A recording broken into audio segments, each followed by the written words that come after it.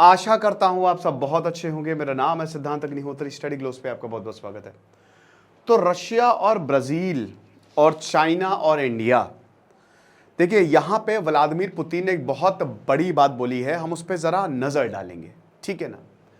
ये आपने सीन्स देखे 14 जून को क्या हुआ था, व्लादिमीर जेलेंस्की और मोदी। लेकिन सबसे बड़ी बात 8 जुलाई को, पिछले महीने 8 जुलाई को व्लादिमीर पुतिन ने नरेंद्र मोदी को बुलाया।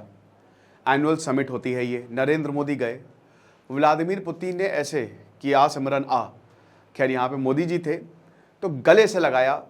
खुद यहाँ पे व्लादिमीर पुतिन ने अपना पूरा ढांचा दिखाया, घर दिखाया, बोला कि आज आप घूम लीजिए, कल हम बात करेंगे, और बहुत सारी चीज़ें साइन की। रशिया हमारे एक स्ट्रैटेजिक पार्टनर रहा है हमेशा से।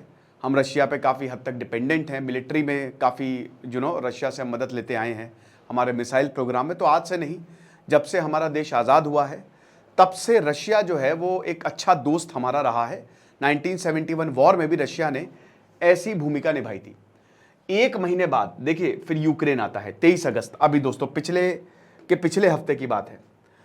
अब जब ये हुआ तो मैंने खुद नहीं सोचा था दोस्तों कि पीएम मोदी जो है वो यूक्रेन जाएंगे। बट पीएम मोदी 45 साल बाद कोई प्रधानमंत्री यूक्रेन गया, 1978। उसके बाद क्योंकि 1991 में यूक्रेन आजाद हो गया, यहां पे वही जिस तरीके से नरेंद्र मोदी ने व्लादिमीर पुतिन को गले लगाया, उसी तरीके से व्लादिमीर जेलेंस्की को गले लगाया। जब पुतिन से मिलने गए थे तो व्लादिमीर जेलेंस्की ने बोला था कि दुनिया की सबसे बड़ी डेमोक्रेसी का लीडर दुनिया के सबसे बड़े हत्यारे से गले मिल रहा है। और यहां पे उल्टा बोला कि अगर कोई रोक सकता है तो आप ही वॉर रोक सकते हैं। तो अब यहां पे भारत ने साइन बहुत कुछ किया, यूक्रेन के साथ मदद दी, हेल्थ में मदद दी, मेडिकल में मदद दी, एग्रीकल्चर पे दोनों ने जो है वो बहुत कुछ साइन किया, साइंस में साइन किया, मतलब खाना है उस पर साइन, फूड सिक्योरिटी पे साइन, लेकिन वॉर पे कुछ नहीं। बट इनडायरेक्ट यहाँ पे पीएम मोदी ने बोला कि देखिए हम चाहते हैं अमन चैन कायम हो, और हमने रशिया से भी यही बोला था, राइट। व्लादिमीर पुतिन ने क्या कहा है बात करेंगे, बस 1 मिनट आपका लेना चाहूंगा दोस्तों। आज आखिरी दिन है, today is the last day, तो make the best out of it. Do not miss out on this शानदार कोर्स। पॉर्न एडिक्शन आपका पूरी तरीके से खत्म हो जाएगा।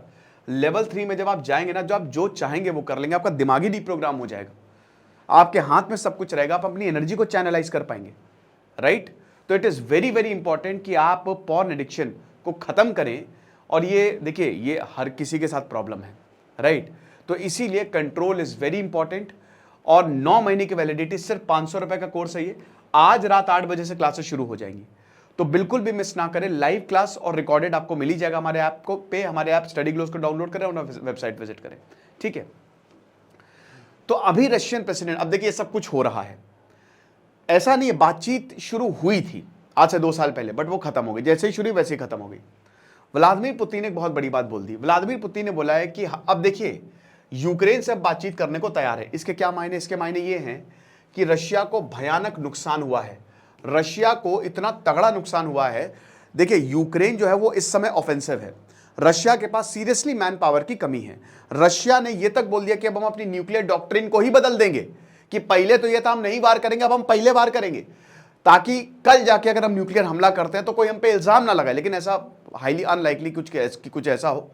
यूक्रेन एक न्यूक्लियर स्टेट नहीं है, लेकिन हाँ यूक्रेन ने बहुत मारा है। जब ये 23 फरवरी 2022 को वॉर शुरू हुआ तो मुझे यही लगा था 2-3 हफ्ते में खत्म हो जाएगा, बट अमेरिका ने, यूके ने, यूरोप ने, वेस्ट ने जबरदस्त सपोर्ट किया यहाँ पे यूक्रेन को, जिसकी वजह से वॉर चलता रहा। व्लादिमीर जेलेंस्की भाई, उनके मानना पड़ेगा जो भी हो, ठीक है, उन्होंने भी लड़ाई की, तगड़े से लड़ाई की। अब उसका नतीजा ये है कि यूक्रेन और रशिया बराबरी पे खड़े हुए हैं। ये बराबरी का मुकाबला कभी था ही नहीं, बट यूक्रेन और रशिया इस समय बराबरी पे खड़े हुए हैं। इनफैक्ट रशिया से कुछ एरिया जो है वो यूक्रेन शायद छीन ले। कुछ इस तरीके के हालात अभी हमको देखने को मिल रहे हैं।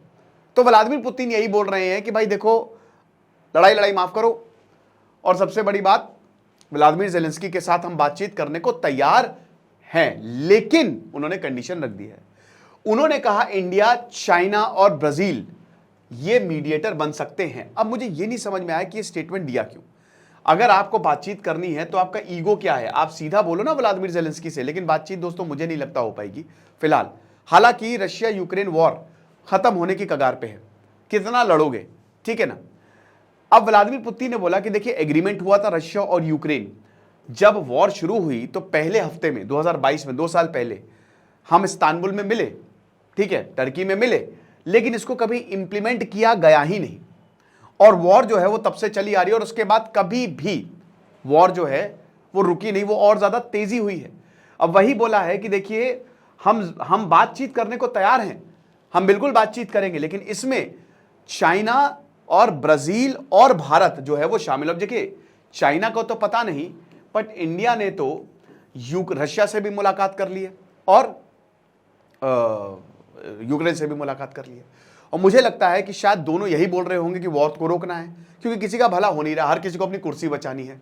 अब इतने समय तक अगर वॉर करोगे तो रशिया में तो इतिहास रहा है, रशियन रेवोल्यूशन 1917 में इसीलिए तो आया। उधर वर्ल्ड वॉर 1 चल रहा है, इधर रशियन पगला गए हैं कि भैया हम पागल है, जो जबरदस्ती वर्ल्ड वॉर 1 में घुसेड़े पड़े, उनको क्रांति आ गई। तो व्लादिमीर पुतिन को डर तो है ही है कि कब तक ये वॉर चलाएंगे, और अगर ज्यादा देर तक वॉर चला, पता चला बहुत बड़ा एरिया चला गया, क्रीमिया बड़ी मुश्किल से हमने जीता तो 2014 में वही ले गई है, तो ये शायद फिजिबल नहीं होगा। लेकिन बड़ी बात यह है कि इसमें चाइना, ब्राजील और भारत का नाम क्यों लिया, वाई? देखिए चलिए इंडिया और चाइना का भी हमको समझ में आता है, ब्राजील का नाम क्यों लिया?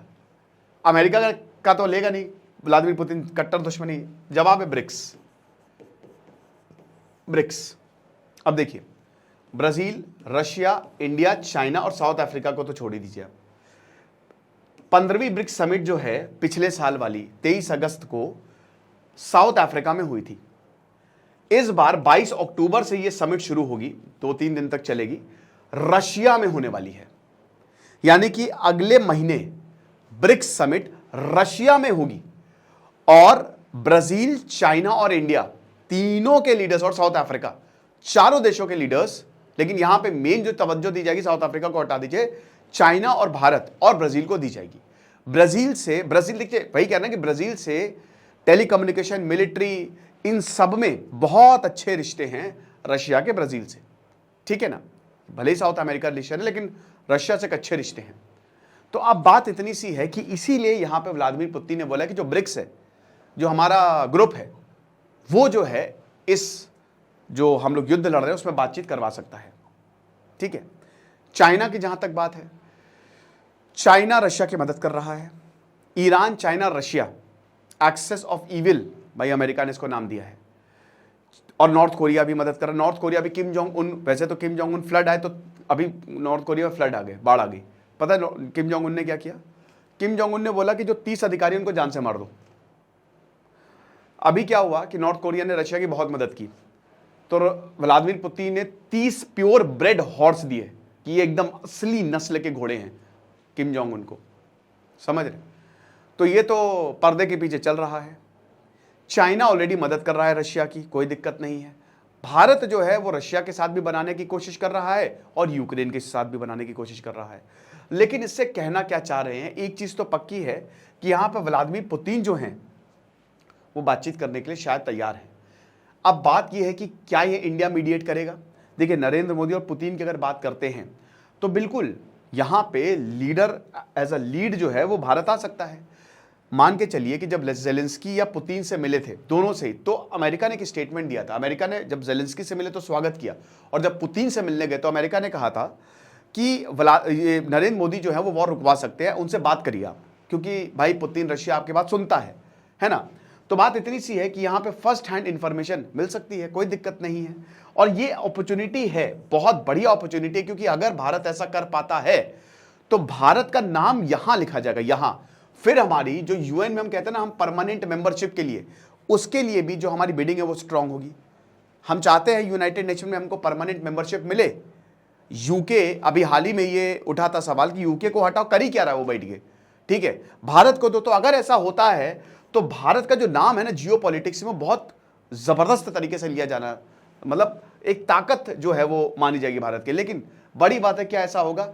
जवाब है मुश्किल है, बहुत मुश्किल है। अभी कोई ऐसे स्पेसिफिक प्लान नहीं है, हो सकता है ऐसा हो, ठीक है, लेकिन फिलहाल तो अभी कोई ऐसा टेबल पे प्लान दिखता नहीं है।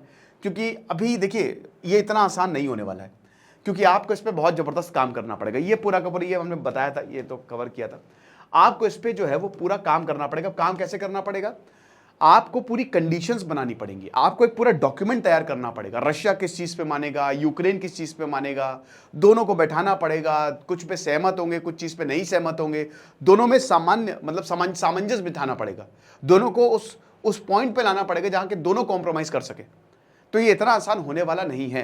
प्री कंडीशन सेट करना is very very important. Russia कौन सा एरिया रखेगा, यूक्रेन कौन सा एरिया रखेगा, ये चीज़ है। आपको क्या लगता है, मुझे कमेंट बॉक्स में ज़रूर बताइएगा।